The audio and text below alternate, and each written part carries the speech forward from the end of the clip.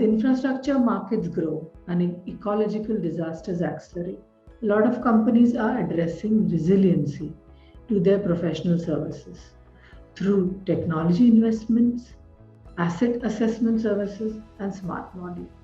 Interestingly, definition of infrastructural resiliency can pertain more to business continuity, which addresses vulnerabilities and risks associated with unanticipated disasters and disruptions.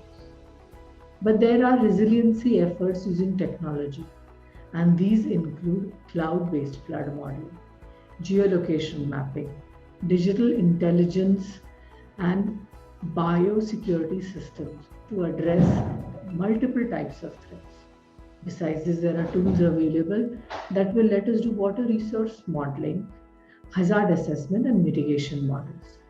As more complex data can be extracted from real and digital environments, this data can be used for skillful visualizations and simulations to prove design worth and assert decision-making power. Technological expertise is defining, forecasting, and preparing the terms of resilience. And industry solutions like 3D modeling are the first step in this preparedness.